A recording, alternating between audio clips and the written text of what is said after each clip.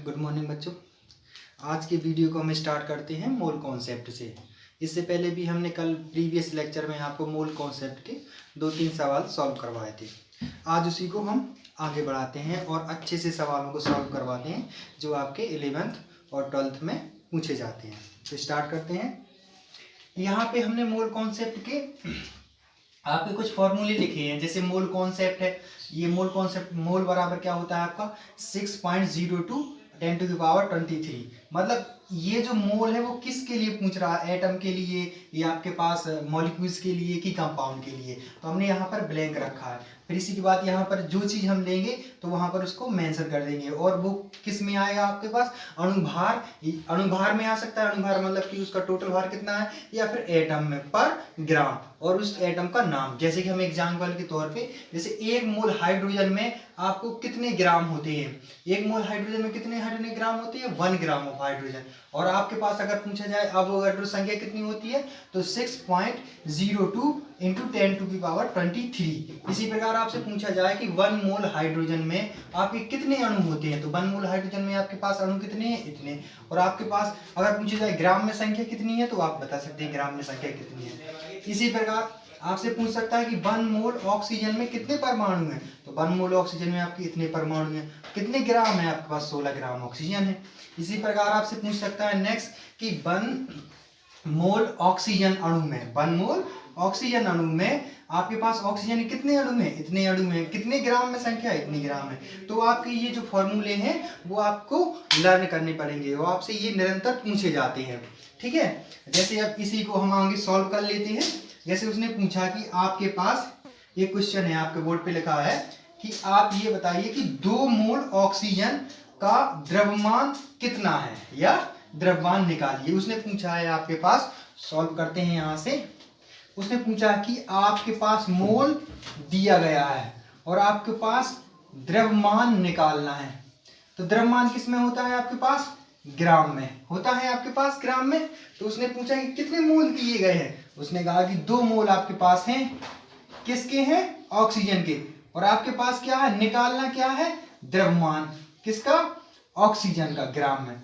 तो आप देखते हैं सबसे पहले हम क्या करेंगे, सबसे पहले हम करेंगे कि आपके पास 1 मोल, अब यहां पर ये देखना है कि मोल का रिलेशन और द्रव्यमान का रिलेशन क्या है। तो आप इसमें देखो लिख रहा है कि ऑक्सीजन मोल का रिलेशन और द्रव्यमान का रिलेशन है ना 16 ग्राम, हम लिख सकते हैं आपके पास। तो देखो 1 मोल ऑक्सीजन का द्रव्यमान कितना है, ऑक्सीजन का जो द्रव्यमान है, ऑक्सीजन का द्रव्यमान कितना है आपके पास, 16 ग्राम ऑक्सीजन है। 16 ग्राम ऑक्सीजन। क्वेश्चन में कितना पूछा कि आप 2 मोल के लिए बताइए, तो हम लिख सकते हैं यहां पर 2 मोल ऑक्सीजन के लिए द्रव्यमान कितना, 2 × 16 ग्राम ऑक्सीजन इक्वल टू कितना आ जाएगा, 32 ग्राम ऑक्सीजन। तो आपका क्वेश्चन सॉल्व हो गया। उसने कहा कि आपको जो क्वेश्चन में पूछा गया था कि 2 मोल ऑक्सीजन का द्रव्यमान निकालिए, सीधा लॉजिक की बात है। उसने मोल और द्रव्यमान के बीच का रिलेशन पूछा है, तो हमने आपको कुछ हिंट यहाँ पर लिख दिए हैं बोर्ड पर। इसको आप हमेशा लर्न करेंगे तो आप कोई भी सवाल को सॉल्व कर सकते हैं मोल से रिलेटेड। बहुत ही सिंपल है, बिल्कुल बहुत ही सिंपल है, ये लॉजिक करना है। इसी प्रकार से हमें लगता है। अगला क्वेश्चन देखते हैं। इसको अगर और भी देख लेते हैं। यदि आपसे पूछता है कि क्वेश्चन अगला है इसी में देखो, एक और बताते हैं क्वेश्चन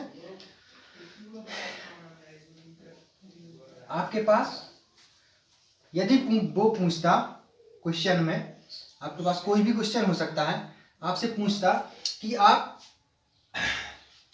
4 मोल ऑक्सीजन अणु का द्रव्यमान कितना होगा। आपसे पूछता कि 4 मोल ऑक्सीजन अणु का द्रव्यमान कितना होगा। तो सबसे पहले हम इसका मोल से क्या ज्ञात करना, द्रव्यमान। तो हमें किसके बारे में बता रहा है कि आप सॉल्व करेंगे इसे मोल और किसके बारे में, ग्राम के बारे में। तो हम सबसे पहले निकालेंगे कि एक अणु में मतलब कि 1 मोल, 1 मोल ऑक्सीजन अणु में कितने ग्राम होते हैं आपके पास? 1 मोल ऑक्सीजन अणु में। यहाँ पर देखिए 1 मोल ऑक्सीजन अणु में कितने द्रव्यमान होते हैं, कितना ग्राम होता है? 1 मोल ऑक्सीजन अणु का द्रव्यमान कितना है आपके पास? स्क्रीन पे ये आपके सामने बोर्ड पे लिखा है कितना? 32 ग्राम ऑक्सीजन। सीधा सिंपल है, 32 ग्राम ऑक्सीजन है कि नहीं? ऑक्सीजन अणु। अब वो किसके लिए पूछ रहा है भाई आपसे? किसके लिए पूछ रहा है? 4 के लिए। तो आप लिख सकते हैं 4 मोल O2। 4 मोल O2 के लिए कितना? 4 इंटू 32 ग्राम ऑक्सीजन अणु, तो कितना हो जाएगा? 8 और 1 2, 1 ग्राम ऑक्सीजन। 1 to 8 मतलब 128 ग्राम ऑक्सीजन अणु। 100 ये वाला 128 ग्राम ऑक्सीजन अणु, मतलब 4 मोल में कितने आपके ग्राम में अणु पाए जाएंगे? ग्राम में कितना ग्राम होगा 4 मोल में ऑक्सीजन अणु के? 128 ग्राम। एक और क्वेश्चन को सॉल्व कर लेते हैं, एक और अपने मन से बनाते हैं इस क्वेश्चन को।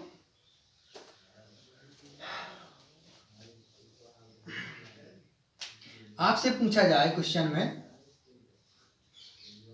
कि 4 मोल नहीं 2 मोल लिख ले रहे हैं यहाँ पे, 2 मोल H2SO4 का द्रव्यमान कितना होगा? अगर आपसे पूछे कि 2 मोल H2SO4 का द्रव्यमान कितना होगा, तो आप सिंपल सी बात है, फिर से पूछा उसने, क्या पूछा कि आप मोल को किस में चेंज करना है आपके पास? ग्राम में। तो हमारे पास 1 मोल H2SO4 बराबर कितना ग्राम होता है? 1 मोल H2SO4 बराबर H2SO4 का टोटल अनुभाग कितना होता है? 98। बोर्ड पे देखो यहाँ पे लिखा है 98। इसको हमें पूरा अनुभार हाइड्रोजन का, सल्फर का, ऑक्सीजन का, हम इससे पहले वीडियो में बता चुके हैं कि उसका जो एटॉमिक वेट है उसको ऐड कर लिया जाता है। तो 98 ग्राम H2SO4, मतलब कि आपके पास यदि 1 मोल लेते हैं H2SO4 तो उसमें H2SO4 के 98 ग्राम होते हैं। तो उसने पूछा कि 2 मोल के लिए, तो सिंपल सी बात यहाँ पर लिखेंगे 2 मोल H2SO4 के लिए। तो आपको क्या हो जाएगा? 2 मोल H2SO4 के लिए क्या हो जाएगा? 2 इंटू 98, 8 दूनी 16, 9 दूनी 18, 1 19, 196 ग्राम H2SO4। इस तरह से सवाल पूछे जाते हैं, ठीक है? तो आप इस तरह से इस सवाल को सॉल्व कर सकते हैं इजीली तरीके से, ठीक है? तो अब इसको भी हटाते हैं हम। अब अगले क्वेश्चन की ओर चलती है। आपके पास बोर्ड में अगला क्वेश्चन क्या है? आपके पास बोर्ड में ये लिखा है कि 36 ग्राम जल के कितने मोल है? उन्होंने मोल पूछा है ग्राम से, तो आप सॉल्व करेंगे। सॉल्यूशन उसने पूछा है कि 36 ग्राम जल के कितने मोल होंगे। उसने कहा है कि आपके पास ग्राम से मोल ज्ञात कीजिए, ग्राम से मोल ज्ञात कीजिए। तो आप जानते हैं, हम जानते हैं कि आपके पास 1 मोल वाटर, 1 मोल जल में कितने ग्राम होते हैं?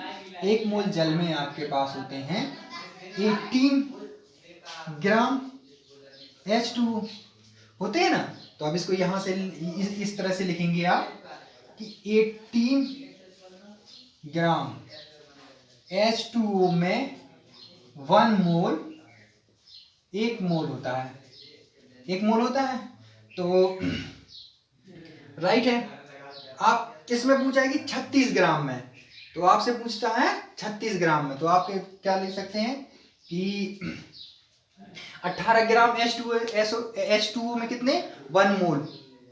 तो आप तो आपके पास देखो 18 ग्राम H2O में 1 मोल है। उसने क्या पूछा कि 36 ग्राम जल में जल के कितने मोल है, तो उसने पूछा 36 ग्राम में। तो आप जानते हैं, ये देखो 36 ग्राम H2O में कितने मोल, कितने मोल।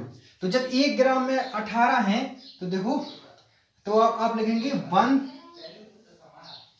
आप लिख सकते हैं इसको कितने, 1 ग्राम में 18 मतलब 1 मोल जब होंगे तो 18 ग्राम H2O होंगे, और 2 मोल होंगे तो कितने होंगे 36। तो अर्थात आप लिख सकते हैं कि 36 ग्राम H2O में कितना, 2 मोल, 2 मोल, कितना 2 मोल। ठीक है, क्योंकि आपके पास 1 मोल H2O में कितने ग्राम होते हैं 18, तो 2 मोल में कितने आपके पास 36। ठीक है ना, 2 मोल में आपके पास क्या 36। ठीक है, चाहे तो आप ऐसे कर सकते हैं, चाहे तो आप ऐसे कर सकते हैं। इस तरह से हम इसको निकाल सकते हैं। ओके, अब इसको हटाते हैं। इसके बाद आपका अगला क्वेश्चन देखते हैं। ये आपका अगला क्वेश्चन है बोर्ड पे कि आप 36 ग्राम जल में जल के कितने अणु हैं। उस क्वेश्चन में कहा है आपके पास, क्वेश्चन में आपसे बोला है कि 36 ग्राम जल में जल के अणु H2O के अणु पूछे हैं। तो आप देखो, ग्राम से अणु हम लिखते हैं। आपके पास 1 मोल H2O में कितने अणु, 0.62 इंटू 10⁻23 अणु, और कितने ग्राम 18 ग्राम H2O। अब उसने पूछा क्या है आपसे, ये तो हमारे पास पता है, हमारे पास बोर्ड में लिखा ही है। ठीक है, ये इतना तो पता ही है। हमसे पूछा गया है कि आप ये बताइए ग्राम में से अणु निकालना, मतलब इधर से इधर निकालना। तो हम लिख सकते हैं आप इधर से ग्राम बराबर क्या निकालना है आपके पास, अणु। ग्राम को किस में कन्वर्ट करना है, आपको अणु में निकालना है। ठीक है, तो हम लिख सकते हैं आपके पास 18 ग्राम H2। 18 ग्राम H2 में कितने अणु, 0.02 इंटू 10⁻23 अणु, राइट। अब इसी प्रकार 1 ग्राम H2O में कितना, 0.02 इंटू 10⁻23 अपॉन कितना 18। क्वेश्चन में कितना दिया गया है, 36 ग्राम में पूछा है। तो हम क्या करेंगे, 36 ग्राम H2O में तो 0.62 इंटू 10⁻23 अपॉन 18 इंटू 36, 18 दूनी 36, तो अगर 2 इंटू 23 अणु ये आ गया है। इसको सॉल्व कर लेते हैं, तो अगर और आगे बढ़ाना है तो 12 और ये 4 गुना 10⁻23 अणु, ऐसे सॉल्व हो जाएगा आपके पास। ठीक है, तो हमें सबसे पहले ये देखना है कि वो क्वेश्चन में आपसे क्या पूछता है। अगर हमने ये देख लिया तो हम क्वेश्चन को आसानी से हम सॉल्व कर सकते हैं, किसी भी क्वेश्चन को हम आसानी से सॉल्व कर सकते हैं। तो ये आपको यूनिट आपको बेसिकली याद करनी है कि आपको मोल को हम कैसे, अगर वो परमाणु में पूछता है तो हम परमाणु में बता सकते हैं, अणु में पूछता है तो अणु में पूछे। अभी तो देखो इसमें किसने पूछा, अणु में पूछा। अगर यही चीज हम परमाणु में पूछते तो हम परमाणु में निकाल सकते थे यही चीज कि कितने परमाणु होते हैं या कितने अणु होते हैं, तो परमाणु में भी इसी चीज को निकाल सकते हैं। कोई भी हो आराम से, अगर ये आपको फॉर्मूले याद है तो आप इसको सॉल्व कर सकते हैं। बस हमें केवल लॉजिक है कि आपका मोल बराबर क्या होता है, 1 मोल बराबर 6.02 इंटू 10⁻23, और ये आप अनुभार निकालेंगे और ग्राम में इसकी संख्या को नोट कर देंगे। थैंक यू, नेक्स्ट वीडियो में।